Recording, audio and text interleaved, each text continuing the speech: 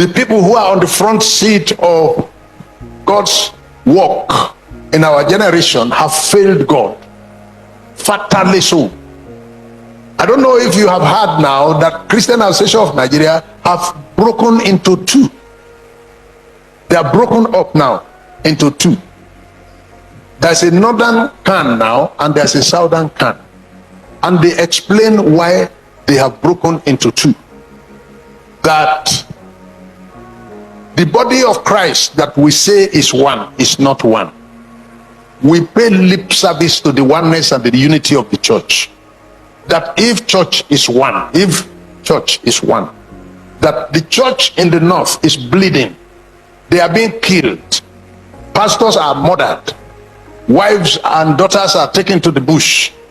As I speak, many pastors are killed, churches closed down, and the wives members and the wives of pastors and their daughters, they are with the kidnappers in the bush, and some have been there for 1 year. And the churches have closed down in the north. And if we say we are one, if these churches in the north are suffering what they are suffering, why are we not sympathizing with them? Why are we not identifying with them? But while the churches in the north are crying and bleeding to death, the ones in the south are celebrating birthdays, they are buying aeroplanes, they are doing celebrations, and there is no sign of pain. That what should happen is that if one part of the body is suffering pain, the whole body should experience it, but it's not happening. So we are not one, and they have made a loud statement about that, that since we are only paying lip service to oneness, it's better we break it. We are not one. So they are broken off. The worst part of it is that there are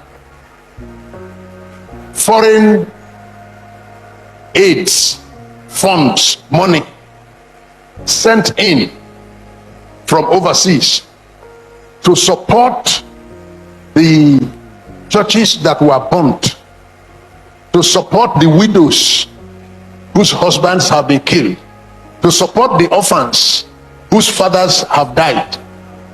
They sent in this money through CAN, and the money did not get to them.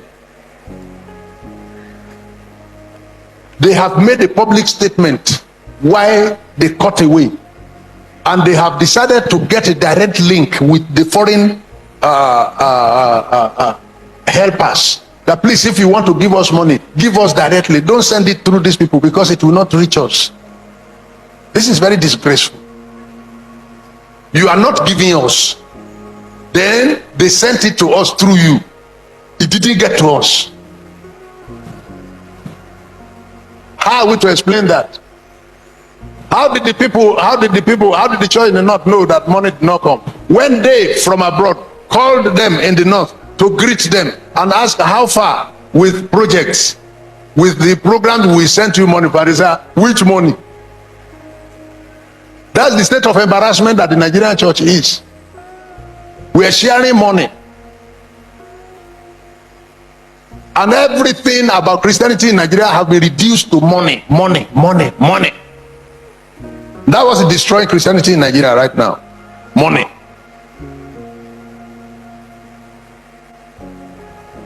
The reason why Christianity died in North Africa, Libya used to be a completely Christian country, Syria a completely Christian country, Turkey is the 7 churches in Asia that Jesus wrote to in the book of Revelation. They are in Turkey.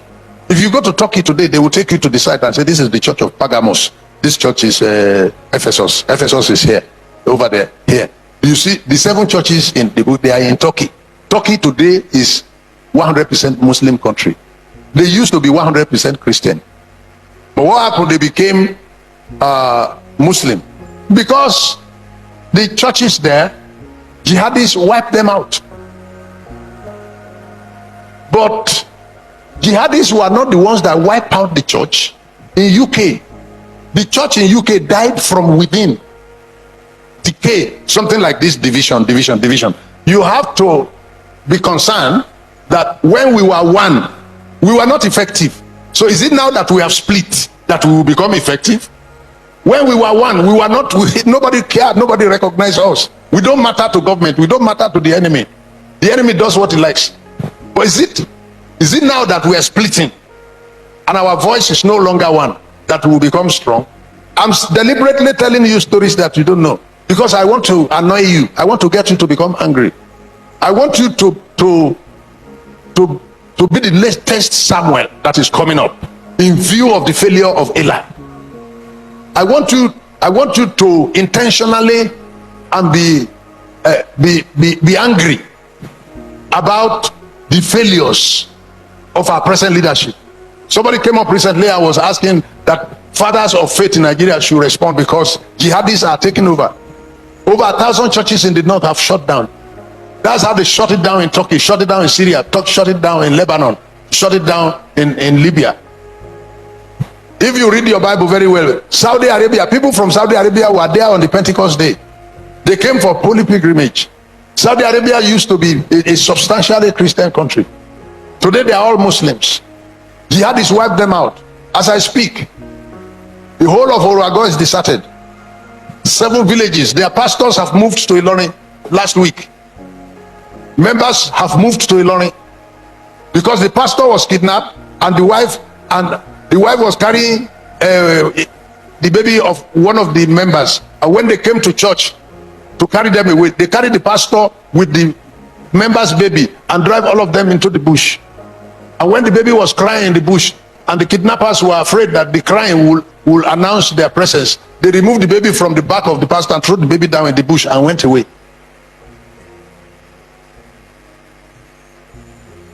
Easter Sunday yesterday did not take place in Orago, but Muslims prayed in Orago on Friday.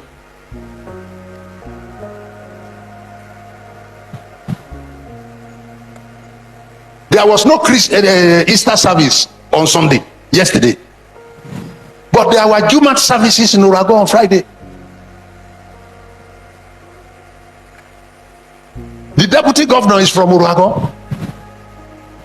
He can't even go to his own town. These are the realities I need to bring to the table in front of you.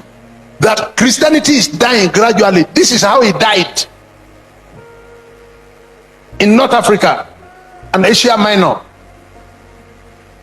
The rottenness of the church was why it died in UK. Jihadists are not the one that killed the church in UK, but internal decay. Gay pastors have arrived Lekki. Gay pastors have arrived Abuja.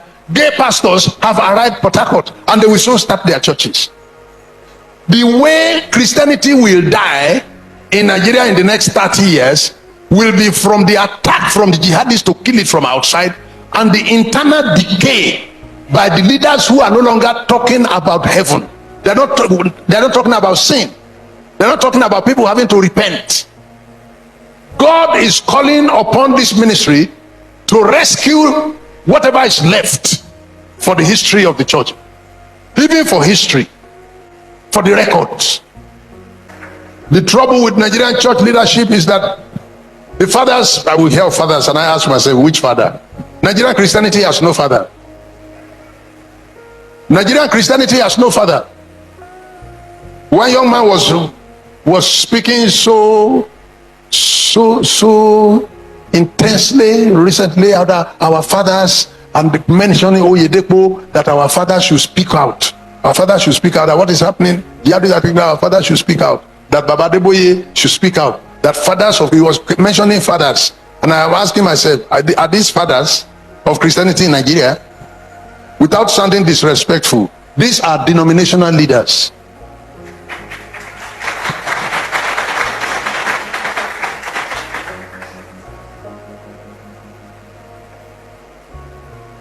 Christianity in Nigeria has no father.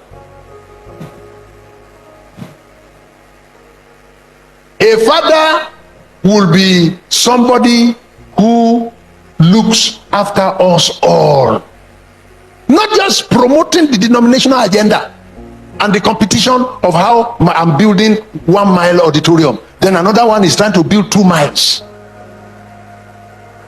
One has one aircraft, another one want to have 3.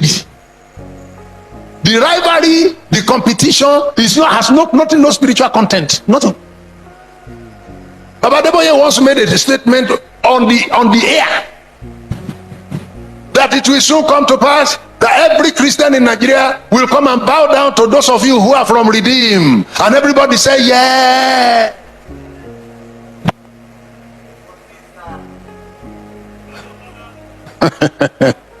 Me, I will go and bow down to people in Redeem.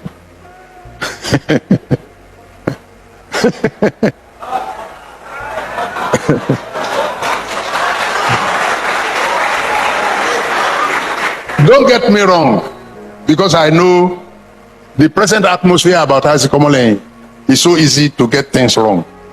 Don't get me wrong. Baba Deboye is a very successful, respected man of God, but he's in Redeem. Kumuyi is in Deeper Life. Olukoya is in MFM. Does Olukoya know what is happening to a certain brother that is in Seventh-day Adventist?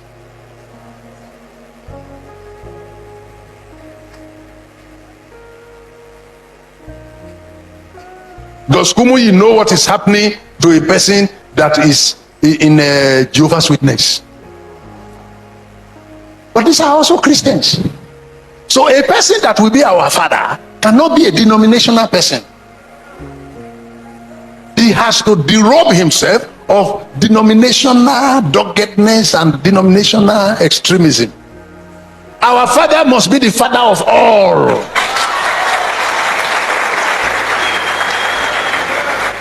Right now, Christianity in Nigeria has no father, and that's why nobody is coming up to say anything. You can see nobody is saying anything because there's no father. We have denominational father. They are denominational father. They are not father of all. Who will be our father must be the father of those who are in Roman Catholic, be the father of those who are in Methodist, be the father of those who are in Anglican, be the father of those who are in Apostolic, be the father of everybody, because we are going to the same.